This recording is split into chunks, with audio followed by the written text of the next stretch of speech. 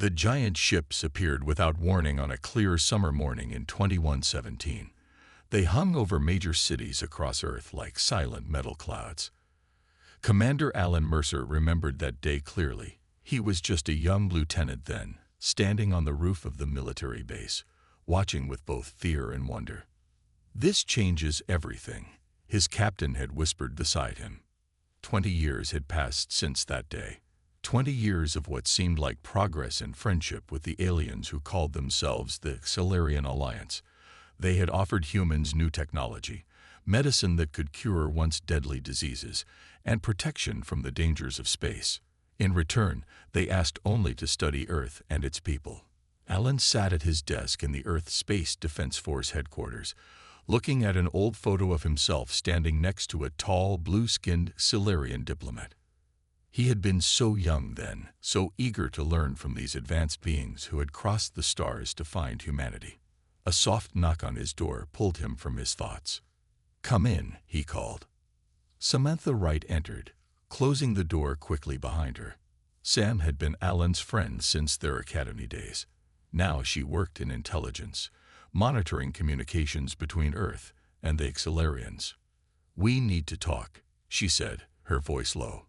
Her usually neat brown hair was messy, like she had been running her hands through it. Dark circles framed her eyes.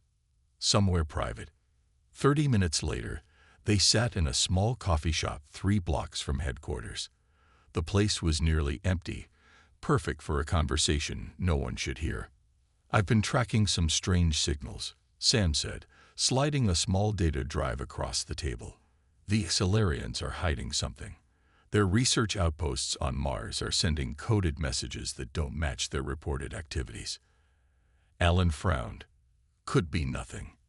You know how secretive they can be about their science." "It's not just that." Sam leaned forward. "Scientists who work closely with the Solarians have been disappearing. Not many, just 1 or 2 every few months. The official reports say they've been transferred to off-world research stations, but I can't find any record of them arriving." "Have you told Director Phillips?" Sam shook her head. "Not yet. I need more proof. That's why I'm going to Mars next week." "Mars? How did you arrange that?" "I volunteered for the security detail on Ambassador Harper's diplomatic visit." Sam took a sip of her coffee. "Lisa Harper has been our main contact with the Solarians for years. She trusts them completely, which is why I need to be there to look around while she's having her meetings." Alan didn't like it. "It sounds risky. If the Solarians are hiding something, then we need to know what it is." Sam cut him off. 20 years, Alan. For 20 years, we've let them build facilities on our planets, study our people, and access our defense systems. If they're not the friends we think they are." She didn't need to finish. Alan understood the stakes. "Be careful," he said, "and stay in contact. Daily check-ins." Sam nodded. "I'll send encrypted updates through our old Academy channel.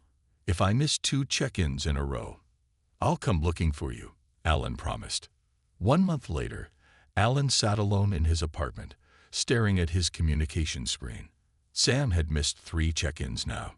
Her last message had been strange and short. "Not what we thought. Dig deeper. Trust no one."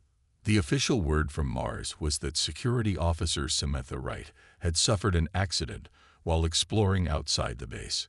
Her body had not been recovered. Alan didn't believe it for a second. He opened his desk drawer and pulled out the data drive Sam had given him. He hadn't looked at it yet, respecting her ongoing investigation. But now, with Sam gone, it was time to see what she had found. What might have gotten her killed? As the files opened on his screen, Alan felt a cold weight settle in his stomach. If Sam was right, everything humans believed about the Solarians was a lie. And Alan was now possibly the only person who knew. Alan could not sleep. For 6 months, he had been searching for answers about Samantha's disappearance. The Solarians had closed the case, calling it a tragic accident. Her family had even held a funeral with an empty coffin. But Alan knew better. He was staring at the ceiling of his small apartment when his computer made a soft beeping sound. A new message had arrived, sent through an old emergency channel he and Sam had set up years ago. Alan jumped from his bed and rushed to the screen. The message contained no words, just a series of coded files. And it came from Sam. "She's alive," Alan whispered to himself, his hands shaking as he downloaded the files. The next morning, Alan visited Eric Peterson, an old friend who worked in the computer division. Eric was short with messy red hair and eyes that looked tired from staring at screens too long. "I need your help," Alan said, showing him the drive. "It's from Sam." Eric's eyes widened. "Sam. But she's not dead," Alan finished.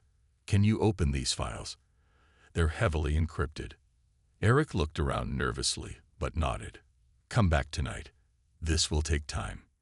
That night, in Eric's small office lit only by computer screens, Alan saw what Sam had discovered. The files showed secret Silurian facilities hidden across the solar system. Maps of Earth's defense systems, biological tests on human tissue samples. "What am I looking at?" Alan asked, though he feared he already knew. Eric pointed to a document. "This looks like plans for weapons designed specifically to target human biology. And these," he pointed to another screen, "are plans for massive ships hiding behind Jupiter, much bigger than anything they've shown us." Alan felt sick. "They're planning to attack us." "But why?" Eric asked. "They've been peaceful for 20 years. Alan studied the files more carefully. "According to this, Earth has special minerals they need. And they've been studying us too. Our genetics, our adaptability. They want the planet, not us." "We need to tell someone," Eric said, his voice rising with panic. "Who?" Alan asked. "Our government works closely with the Exilarians now. We don't know who we can trust." "What about Ambassador Harper?" "Lisa Harper has been our main representative to the Exilarians for years, but she's still human." Alan thought about it. Lisa Harper was respected by both humans and aliens. If anyone would listen, it might be her. The next day, they met Lisa in a quiet corner of the diplomatic building's garden. She was tall and elegant, with gray streaks in her dark hair that showed her years of service. "This is a serious accusation, Commander," Lisa said after hearing Alan's story. "The Exilarians have helped us advance centuries ahead of where we would be without them." "I know how it sounds," Alan replied. "But look at the evidence." Lisa reviewed the files on the tablet Alan handed her. Her face grew paler with each swipe of her finger. "Even if this is true," she finally said, "what can we do? Their technology is far beyond ours." "We need to gather more evidence," Alan said. "There's a Xilarian research base on the moon that Sam's files highlighted. Something big is happening there." "That facility is strictly off-limits to humans," Lisa warned. "Which makes it the perfect place to hide something," Eric added. Lisa was quiet for a long moment. Then she straightened her shoulders. "I can get us access. As ambassador, I can request a tour, claiming it's to improve human-Xilarian relations." "It will be dangerous," Alan warned. Lisa looked at the files again, at the plans that showed the aliens' true intentions for Earth. "If this is real," she said softly, "then we're already in danger. All of us." She looked up at Alan, her eyes hard with new resolve. "When do we leave?" 1 week later, a small shuttle left Earth for the lunar base, carrying 3 humans who were about to discover just how deep the betrayal went. What Alan, Lisa, and Eric found on the moon changed everything. Hidden behind locked doors and false walls, they discovered thousands of humans in glass chambers. The people inside looked asleep, but tubes and wires connected their bodies to strange machines. "These are the missing scientists," Lisa whispered in horror. "And look, there are regular people too. Families." Eric was copying files from a computer terminal while Alan stood guard. "According to these records, they're testing biological weapons," Eric said, his voice shaking. "Weapons that will only hurt humans, not the planet." Lisa took pictures with a small hidden camera. We need to get this information back to Earth right away. A loud alarm suddenly blared through the facility. They had been discovered. Run, Alan shouted, grabbing Eric's data drive. They sprinted through the narrow hallways of the lunar base, dodging confused workers. 3 Xilarian guards with glowing weapons chased after them. Just as they reached their shuttle, a blast hit Eric in the back. He fell with a cry of pain. Alan pulled Eric into the shuttle while Lisa started the engines. The shuttle lifted off as more Xilarians rushed toward them, weapons firing. Lisa pushed the shuttle to full speed, heading back to Earth. Eric needs medical help, Alan said, trying to stop the bleeding from his friend's wound. Lisa looked grim. We need to warn Earth first. The Xilarians will know what we found. They might start their attack early. She was right. As they approached Earth, they saw unusual activity among the Xilarian ships in orbit. Lisa sent their evidence to multiple Earth stations, hoping at least one would get through. Attention humans, a smooth voice suddenly came through all communication channels. It was Supreme Envoy Zivkor, the leader of the Xilarians on Earth. A terrorist group has attacked our peaceful researchers on the moon. We are taking action to protect both our peoples. They're lying, Lisa shouted, but it was too late. The large Xilarian ships in orbit began firing at Earth's defense satellites, destroying them one by one. At the same time, their shuttle was hit by enemy fire. Lisa struggled to control it as they entered Earth's atmosphere. We're going to crash, she warned. Hold on. The shuttle smashed into a forest in the Colorado mountains. The impact threw them against their seat straps. When Alan opened his eyes, the shuttle was a smoking wreck. Lisa was bleeding from a cut on her forehead but conscious. Eric wasn't moving. Alan dragged his friends from the wreckage just before it burst into flames. They watched in horror as bright flashes lit up the sky. The Xilarian attack on Earth had begun. We need to find shelter, Alan said, supporting Eric, who had now woken up but was very weak. As night fell, they stumbled through the forest. Eric's wound was getting worse, and he burned with fever. Just when it seemed they couldn't go any further, they saw lights through the trees. They found a small cabin with a woman standing in the doorway, holding a rifle. She had short gray hair and wore a faded medical uniform. Who are you? She demanded. Survivors, Alan answered simply. Our friend needs help. He was shot. The woman studied them for a moment, then lowered her gun. I'm Dr. Olivia Bennett. Come inside quickly. It's not safe out there. As Dr. Bennett worked to save Eric's life, Alan and Lisa watched Earth's cities burn on a small television screen. The Xilarians were claiming they were only targeting dangerous human extremists, but the truth was clear. This was the beginning of an invasion. The betrayal was complete. What do we do now?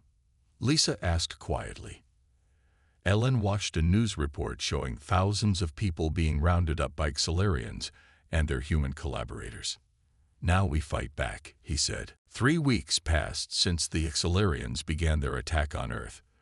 Dr. Olivia Bennett's cabin in the Colorado mountains had become their safe house. Eric was slowly recovering from his wound, but Earth was falling apart. Another city has surrendered, Lisa said, turning off the radio. The news was always bad. The Xilarians control most of North America now. Alan looked out the window at the mountains. Smoke rose in the distance where a town used to be. We can't stay here forever. We need to find others who are fighting back. Dr. Bennett entered the room with fresh bandages for Eric. I heard rumors at the trading post yesterday. Some military forces have regrouped in the Appalachian Mountains. A General Rodriguez is leading them. Frank Rodriguez? Alan asked, suddenly hopeful. I know him. He's tough and smart. The trading post might have more information, Dr. Bennett suggested. But it's dangerous. Xilarian patrols are everywhere. The next day, Alan and Lisa disguised themselves as farmers and walked to the small trading post 5 miles away. People traded food and supplies there, but also whispered news and rumors. The resistance needs medical supplies. An old man told them quietly when he learned Dr. Bennett was with them. Many wounded fighters. We can help, Lisa said, but we need to find them first. The man slipped them a hand-drawn map. Follow this. Tell them John sent you. That night, they made plans. Dr. Bennett would come with them. Her medical skills were too valuable to leave behind. Eric insisted on coming too, though he was still weak. I'm better with computers than guns anyway, he said. They packed what supplies they could carry and left before dawn. The journey would be long and dangerous. For 2 weeks, they traveled east, hiding from Solarian patrols during the day and moving at night. They saw horrible things. Burning towns, humans in chains being marched to work camps, and giant alien machines mining the earth for the special minerals that Solarians wanted. Along the way, they met other survivors and learned more about what was happening around the world. The Solarians were taking people with certain skills, scientists, engineers, and those with special genetic traits, while killing military personnel and government leaders. They're planning to stay, Lisa realized. They want workers, not partners. Finally, they reached the Appalachian Mountains. At a checkpoint hidden in a cave, armed humans stopped them. Who are you? A woman with a rifle demanded. Commander Alan Mercer, Earth Space Defense Force. Alan said, we have information about the Solarians' plans. John sent us. After a tense moment, they were allowed to pass. A young soldier led them through a series of tunnels that opened into a large underground base. Hundreds of people were there, soldiers, civilians, and even some scientists who had escaped the Solarian roundups. General Frank Rodriguez was a tall man with a stern face and gray hair. His right arm was in a sling, injured in the initial attacks. Mercer, he said when he saw Alan, I thought you were dead. Not yet. Alan replied, we know why the Solarians attacked. We have proof of what they're planning. In a small room lit by emergency lights, Alan and his friends shared everything they had learned. The experiments on humans, the biological weapons, and the planned harvesting of Earth's resources. Eric connected his data drive to the Resistance's computers, showing the files they had stolen from the moonbase. Rodriguez studied the information carefully. This confirms what we suspected. But we're outgunned and outnumbered. The Solarians have technology we can't match. Maybe we don't need to match it, Lisa said thoughtfully. I was ambassador to the Solarians for years. I know how they think, how their command structure works. They have weaknesses. And we have something they don't expect, Alan added. The will to survive. Humans don't give up easily. Rodriguez looked at the small group, a commander, a diplomat, a computer expert, and a doctor. Not the army he had hoped for, but perhaps exactly what they needed. All right, he said finally. Let's hear your plan. The Resistance named their plan Operation Achilles, after the ancient story of a strong warrior with one weak spot. The Solarians were powerful, but Lisa knew they had weaknesses too. Their command structure is rigid, she explained to the group gathered around the planning table. They follow orders from the top without question. If we can cut off the head, the body will be confused. General Rodriguez nodded. And the head is on their main ship. Yes, Alan said, pointing to a map showing Solarian positions. Their supreme envoy Zivkor rarely leaves the command vessel. He directs everything from there. Eric, now stronger but still thin from his injury, tapped on his tablet. The Resistance has captured some Solarian communication devices.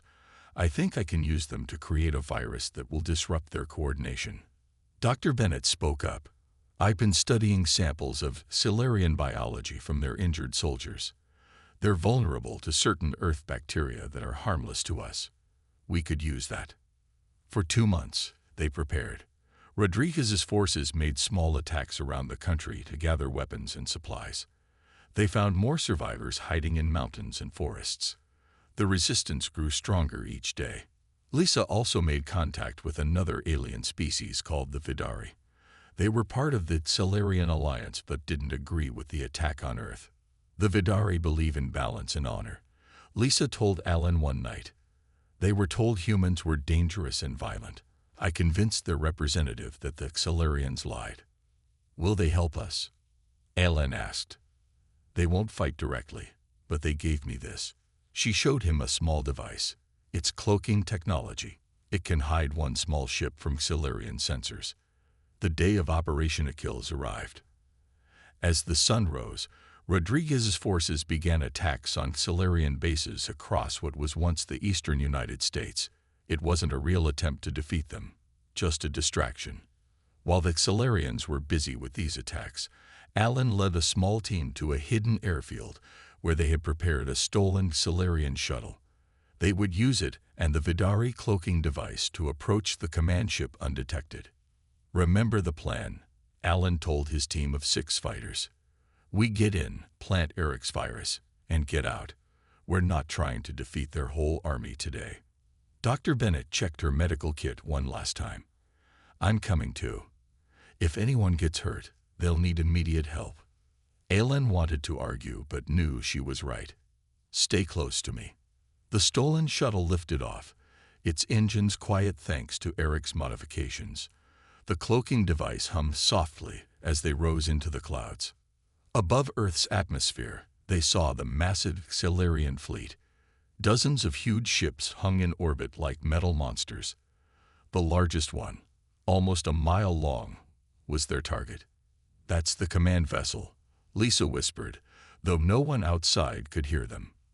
Ziv Kor is there. Using codes Lisa had memorized during her ambassador days, they bypassed the first security checkpoint and landed in a maintenance bay. They wore stolen Xelarian worker uniforms over their human clothes. We have 30 minutes before they check this bay again, Eric said, looking at his timer. They moved quickly through the ship's corridors. When 2 Xelarian guards approached, Lisa spoke to them in their own language. The aliens nodded and walked past, fooled by her perfect accent. Finally, they reached the central communication room. While Alan and the others stood guard, Eric connected his device to the Xelarian system. Uploading the virus now, he whispered. 10 seconds. Suddenly, alarms blared throughout the ship. Humans detected. A voice announced in the Xelarian language. We've been discovered. Lisa shouted. We need to leave now. Just a few more seconds, Eric pleaded, watching the upload progress. The first shots from Xelarian weapons hit the wall beside them as the virus finally finished uploading. Now we run, Alan ordered. The team ran through the corridors of the Xelarian command ship, alarms blaring around them. Blue energy blasts from alien weapons hit the walls as they ducked and dodged. This way, Lisa shouted, pointing to a maintenance tunnel she remembered from ship diagrams she had studied. They squeezed into the narrow passage, but Dr. Bennett was the last to enter. A Xelarian soldier grabbed her leg, pulling her back. Go, she yelled to the others. I'll find another way. Before Alan could stop her, she kicked the door shut, separating herself from the group. We can't leave her, Alan said, reaching for the door. If we go back now, we all get caught, Lisa said, her voice pained but firm. The mission comes first. Olivia knows that. Alan knew Lisa was right, but it didn't make it easier. They continued through the maintenance tunnels, following Eric's digital map to the hangar where they had left their shuttle. When they reached the hangar, they found Xelarian guards waiting. A firefight broke out. 2 of their team were hit and fell. Alan, Lisa, and Eric made it to the shuttle with 1 other fighter, but they had to leave immediately as more guards poured in. Taking off now, Alan shouted, pushing the engines to full power. The shuttle burst from the hangar, damaging the doors as it escaped. Behind them, the command ship's lights flickered. Eric's virus was working, disrupting their systems. It's happening, Eric said, watching through the rear-view screen. Their communication network is crashing. As they flew back toward Earth, they saw confusion spreading through the Xelarian fleet. Ships moved in random patterns, some nearly colliding with others. Without clear orders from their leaders, the aliens didn't know what to do. "This is our chance," Lisa said. "We need to tell General Rodriguez to launch the main attack now." 6 hours later, they landed at the resistance base. Rodriguez had already seen the effects of their mission and was mobilizing his forces. "Excellent work," he told them. "Your virus has thrown their whole fleet into chaos. Our fighters are taking advantage of it." "But we lost Dr. Bennett," Alan said grimly. "She was captured." Rodriguez put a hand on Alan's shoulder. "We'll get her back. In fact, I have news. Our spies report the Xilarians are holding high-value human prisoners on their flagship. Scientists, leaders, and others they think are useful.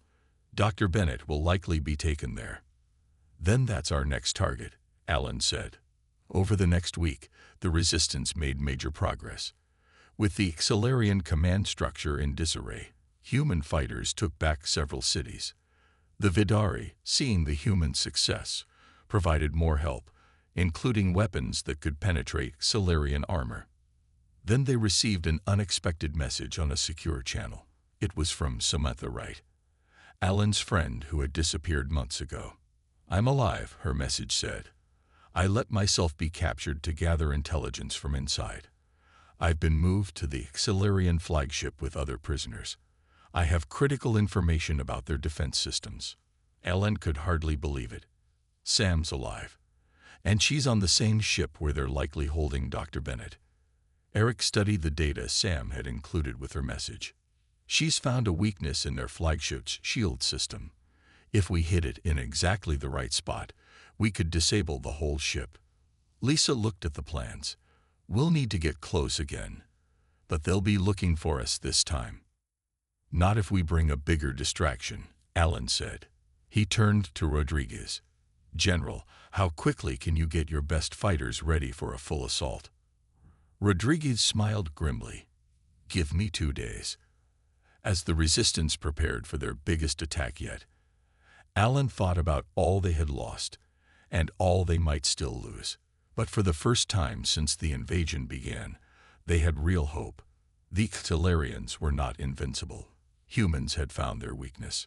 This time, Alan promised himself, "We're not just running away. This time, we end this." The final battle began at dawn. While General Rodriguez led the main attack against the Xilarian fleet with hundreds of fighters, Alan, Lisa, and Eric headed for the flagship on a special mission. Their small ship, enhanced with Vidari technology, slipped through the chaos of battle unnoticed. "We have one chance at this," Alan said as they approached the massive alien vessel. "Find Sam and Dr. Bennett. Plant the charges at the shield generator and get out." This time they entered through a waste disposal area, avoiding the heavily guarded main hangar. Inside, the ship was in partial darkness. The virus Eric had planted was still causing problems with their power systems. "The prisoner section should be 3 levels down," Lisa whispered, checking the ship plans Sam had sent them. As they moved carefully through the ship, they saw signs that not all was well for the Xilarians. Crew members rushed about in confusion. Some areas were damaged. The once perfect alien war machine was breaking down. In the prison section, they found row after row of cells holding humans. Using the access codes from Sam's message, Eric opened the security doors. "Sam," Alan called out, scanning the prisoners' faces. "Olivia." "Alan." A familiar voice came from the back. Samantha Wright looked thinner than before, but her eyes were still sharp and determined. "You actually came." Beside her stood Dr. Bennett, who was treating an injured prisoner despite her own bruised face. "Took you long enough," she said with a tired smile. As other prisoners gathered around them, Lisa explained quickly, "We're getting you all out, but first we need to disable the shield generator." Sam nodded. "I can show you exactly where to hit it. And there's something else you should know. Zivkor is on board. The Supreme Envoy himself." Alan felt a surge of anger remembering the smooth-talking alien who had betrayed humanity. "Where?" "Command center, top level," Sam said. "But our priority is the shield generator. They split into groups. Eric led the prisoners to find escape pods, while Sam guided Alan and Lisa toward the shield generator. Dr. Bennett went with Eric to help the injured. When they reached the generator room, Sam pointed to a specific panel. "Plant the charges here. When it blows, it will create a chain reaction through their whole defense system." As Lisa set the charges, alarms began to sound again. "They've discovered the prison break," Sam warned.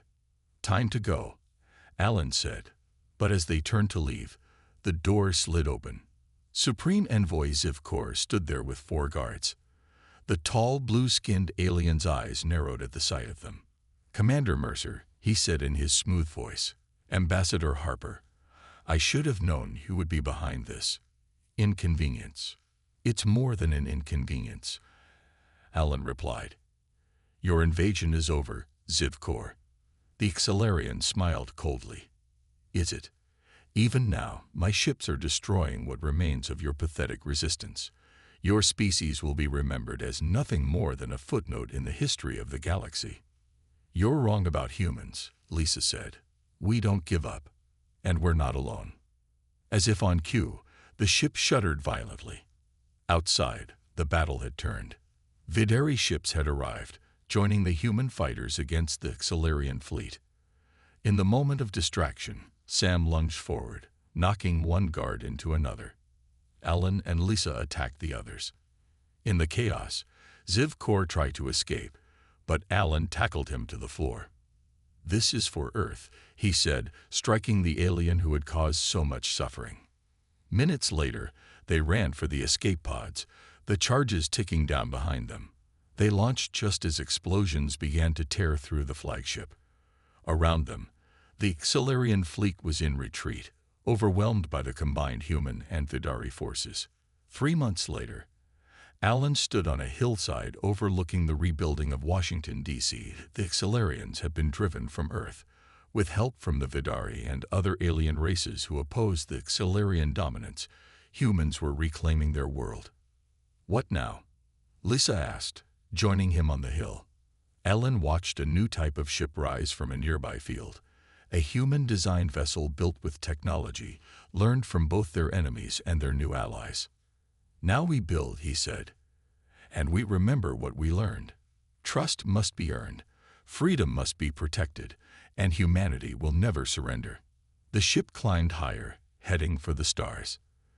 This time, humans would go to space not as naive explorers, but as equals ready to take their place in the galaxy.